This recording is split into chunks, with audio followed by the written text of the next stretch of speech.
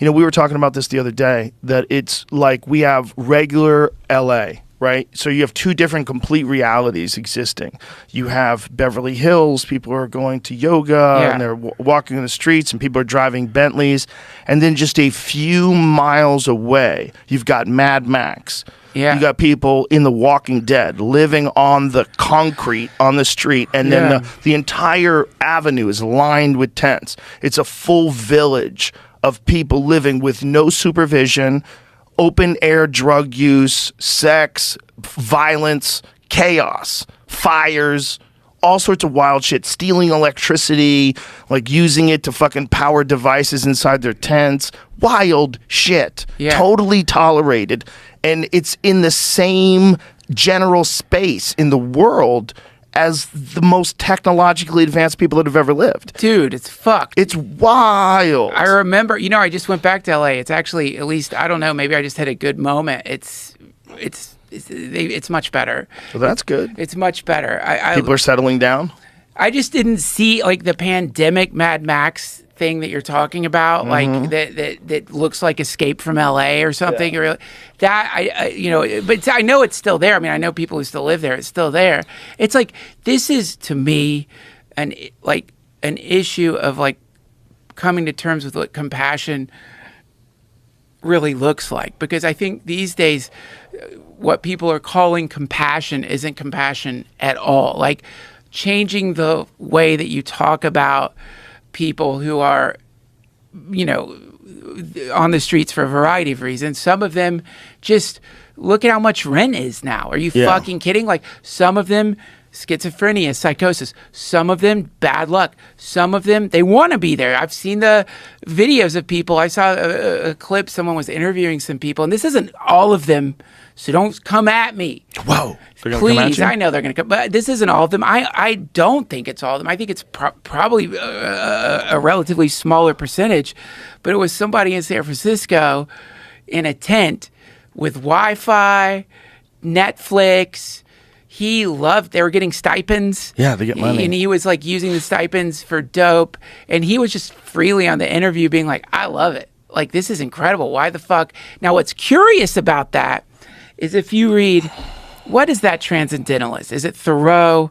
He's like, into the wild, like the American utopian dream of not having a high monthly expense on being a homeowner, being free. Who is the guy? God damn it. It's Emerson. Like, when you get jealous of someone because they have a nice house, picture that person with the chain to their leg attached to the house, and they're having to drag the house down the fucking road because they got to pay for that house, and it's expensive to keep that house going. Don't get fooled by the house. They're working so hard. All of their freedom is gone because of the mortgage, because of what they have to do to sustain the house. So this is like a really like a kind of American utopian ideal, which is freedom. Look, man, I don't need a house. I don't need all this stuff. So what they're doing has like some kind of like latent philosophy behind it, which is like, yeah, sure. Look at you. Oh, you're so much better than me with your fucking house and your mortgage and your cobalt bullshit and your Adderall addiction and your ulcers and your misery. Oh yeah, you're much, much better than me. It's like, it's just a different version of side effects of capitalism. You're looking at, not bashing it, not bashing it. There's great things about it, but also when you see some people, it's like you're looking at people who've just been ground up in the gears of the damn thing. They couldn't make it work, So I think that regardless, the people should be contemplating, like, what is compassion? Like, what does it really mean? What does it mean? What does it really look like? Does it look like saying nice words and ignoring a horrible thing that's happening?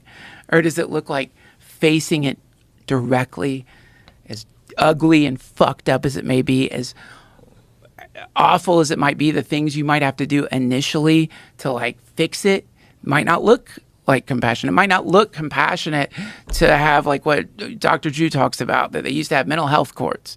That might not look compassionate to like have to like detain someone. Let's find out. Are you in the middle of a manic episode?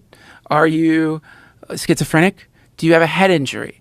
Do you have some psychosis resulting from the drugs that you were taking to mitigate the horror of being out in the streets? Okay, we have treatments for you. We have a budget surplus. Remember Gavin Newsom talking about this massive budget surplus California has. It's like, what are you just keeping that in the bank? You got people who need houses, medication, help, desperately, who are saying they don't need help, kind of. Help them, even if that means temporarily getting them into a place where they can be healed. That's compassion. Compassion isn't just ignoring reality. That's not compassion. That's what Chogyam Trungpa calls idiot compassion, actually. It's like fake, it's cowardice disguised as compassion. Now, again, I'm a dumbass.